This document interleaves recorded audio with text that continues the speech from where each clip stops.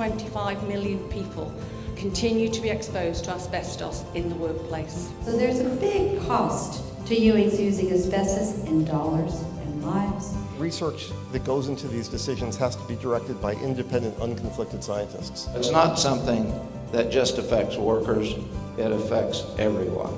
Saving one life is great, but saving many more is what I hope to accomplish. Making a profit off of people's pain and lives is wrong. We can't quit, not as long as there are hundreds of thousands of people still to be diagnosed. Ban the asbestos once and for all.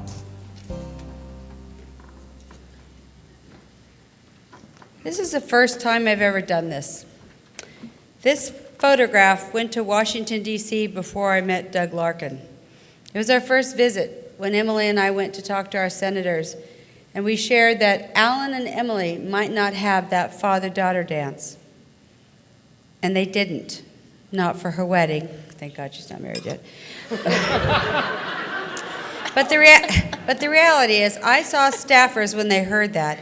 They started to tear up, and they recognized that there was a human element to this disaster. So I'm going to leave this here because I think after 15 years, Alan and Joe and Paulo's father, I don't know what maybe they're having really good Italian red wine. But I think there's a group in heaven, and Bill Shields and Doug, that look down on us and sometimes give us that extra oomph that allows us to do our work. So we're going to honor 5 individuals tonight for their great work. Jeff, I don't think is here. Is Jeff Grant here? I think he went home with his wife who was unable to come. But Alan used to reach out to patients. We didn't really know what we were doing when we first started. Doug and I thought we should do something because we were so pissed off. And we knew that something had to change. So we didn't have the mission and vision mapped out. But with your help now, we do. It's pretty strong. So we're going to honor 5 individuals. And 5 doesn't mean less of 1. 5 means more of 1. So as we start these, I'm going to begin with Harminder Bains. And I don't know where she's sitting because the light's in my eyes. Harminder, will you come up? Hey, great. Come forward.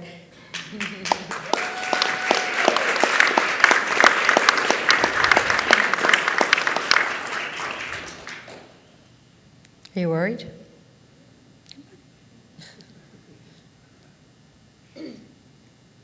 She's absolutely adorable, very smart.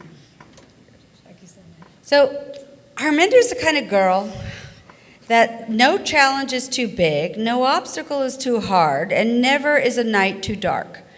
She's a lawyer, she's fierce, she's smart, and her dad died of mesothelioma. And if it's not right in a courtroom, it is not right around the world. And she stands up for truth and justice, and she's also a dear friend of mine. She enables me to do work in the UK and around the world and gives love and support, and you are the first lawyer to ever receive Alan's Award. So congratulations for your work and who you are.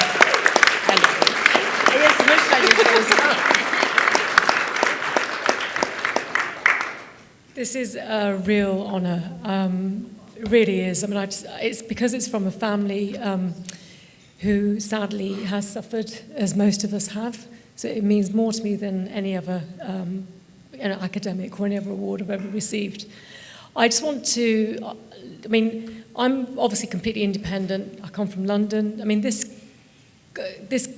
conference, year after year, impresses me so much. There are so many people from all over the world, and yet we've all got one message, and that's we want to ban asbestos and achieve justice for those victims.